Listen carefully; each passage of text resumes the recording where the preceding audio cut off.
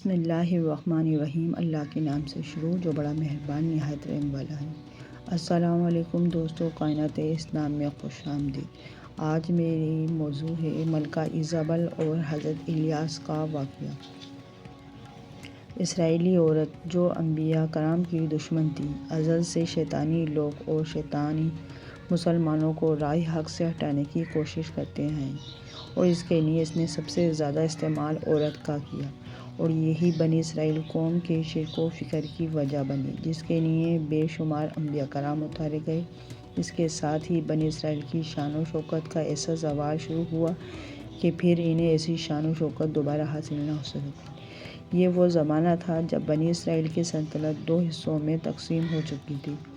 جس کا ایک حصہ یہود اور دوسرا حصہ بنی اسرائیل کہلاتا تھا۔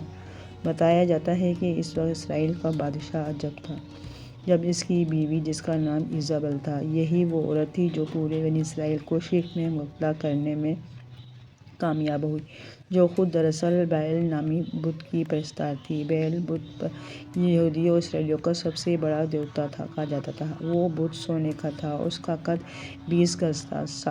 400 عداس کی خدمت میں مامور تھے۔ اس کے علاوہ یمن اور شام کی عوام کا پسندیدہ دیوتا یہی تھا، جس کی سینکڑوں سالوں سے پوجا کی جا رہی تھی، جبکہ روایات میں آتا ہے کہ بیل کے پجاری حضرت یوشع علیہ السلام کے زمانے میں بھی موجود تھے، اور آپ صلی اللہ علیہ وسلم کی شان کی فتح کے دوران ان سے جنگ بھی کی تھی۔ اس کے علاوہ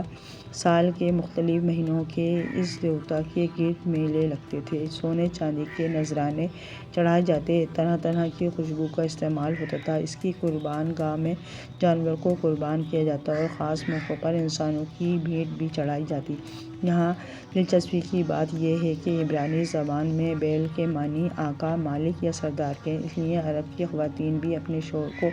بیل کہتی تھیں۔ بعض مورخین نے لکھا ہے کہ حجاز کا مشہور بت ہبل بھی بیل ہی کی ایک شکل تھا۔ قرآن حکیم میں اس نحوست کے بارے میں آیت موجود ہے۔ یہ آیت اسی واقعے کی طرف اشارہ کرتی ہے جس میں ایزابل نامی عورت نے پورے اسرائیل کو بیل کی پوجا کرنے میں لگا دیا تھا، اور بیل کے نام پر ایک بڑی قربان گاہ تعمیر کرکے کئی انسانوں کو وہاں قربان کر ڈالا تھا۔ یہاں یہ جاننا ضروری ہے کہ ایزابل کوئی عام سی عورت نہیں تھی، بلکہ 9ویں صدی قبل مسیح یہاں وہ فینسی کی شہزادی اور بادشاہ ایتھوبال کی بیٹی تھی۔ بادشاہ ایتھوبال نے جب اسرائیلی سلطنت کو ٹوٹتے دیکھا تو بہت پریشان ہوا، اور اس سلطنت کو پرامن بنانے کا ایک حل ایسا نکالا کہ نئی مقرر شدہ اسرائیل کے بادشاہ کے بیٹے اہب اور شہزادی ایزابل کی شادی کرائی جائے۔ لہٰذا کچھ عرصے میں دونوں ٹوٹی ہوئی سلطنتوں کے درمیان کچھ حد تک امن پیدا ہو گیا، لیکن شادی کے بعد ملکہ ایزابل نے بیل بت کی پوجا بدستور جاری رکھی، جس کی وجہ سے اسرائیل کے قصبے کے لوگ اس عمل سے ناراض ہونے لگے، لیکن وہ پیچھے نہیں ہٹی، بلکہ لوگوں کو بھی کہنے لگی کہ تم بھی اس بت کی پوجا کرو۔ اس کے لیے وہ اس حد تک گئی کہ 800 جھوٹے مدعی نبوت کے لیے بھی لائی، جو بیل کی عبادت کی حوصلہ افزائی کرتے اور بیل کے جھوٹے احکامات انہیں پہنچاتے، اور ساتھ ہی عزت و مال، انبیاء کرام و دین حق کی بہت بڑی دشمن تھی۔ اس لیے اس نے بہت سے انبیاء کرام کو شہید کر دیا، مختلف انبیاء کرام کو شہید کیا گیا، اور اسی وجہ سے اس وحشی قاتل کی شان بنی اسرائیل میں پھیل گئی، اور آہستہ آہستہ سب سے بیل بت کی پوجا شروع کر دی۔ بنی اسرائیل وہ واحد قوم ہے جس پر سب سے زیادہ انعامات کی برسات کی گئی۔ ہدایت کے لیے سب سے زیادہ پیغمبر اسی قوم پر آئے، لیکن اس کے باوجود بھی ہدایت نہ پا سکے۔ یہ لوگ ذرا سی ترغیب پر اور لالچ میں اپنا ایمان کھو دیتے تھے، اور غیر اللہ کی عبادت کرنا شروع کر دیتے تھے، اور اب جب یہ قوم پوری طرح شرک میں مبتلا ہو گئی تو اللہ تعالیٰ کی طرف سے حضرت عیسیٰ علیہ السلام کو حکم ہوا کہ وہ اس خطے میں جا کر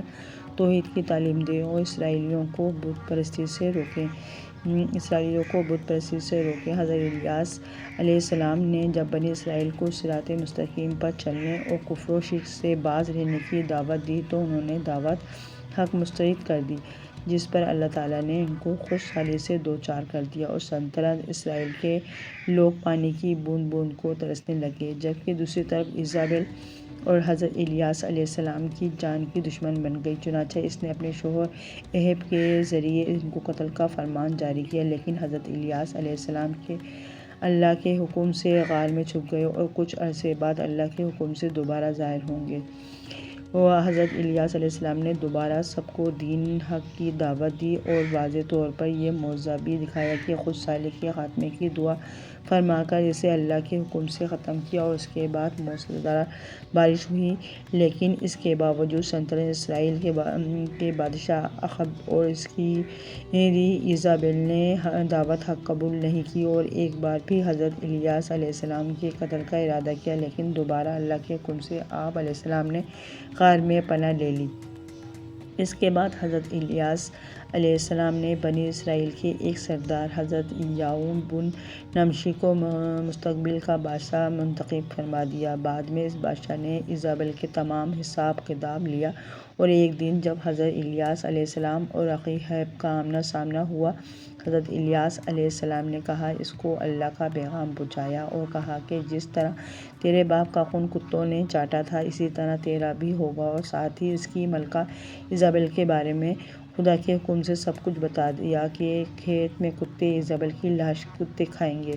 ہر وقت گزرتا گیا اور آخر ایزابل کو ایک بادشاہ نے بلند عمارت سے نیچے پھینک دیا اور اس پر گھوڑے دوڑائے گئے۔ ایزابل کی لاش کو کھیتوں میں پھینک دیا اور کتے اس کا گوشت کھاتے رہے۔ حضرت الیاس علیہ السلام کی پیشن گوئی پوری ہوئی اور جب ایزابل کے آدمی اس کے جسم کو دفنانے آئے تو لاش پر صرف اس کی کھوپڑی، پاؤں، ہاتھ تھا، تو وہ سمجھ گئے کہ اس کی موت کی پہلے ہی نشاندہی ہو چکی تھی۔ اس کی وجہ سے انہوں نے ایزابل کی لاش کو پھینک دیا اور یوں اس کی غروب میں بسر زندگی رہتی دنیا تک عبرت کا نشان بن کر رہ گئی۔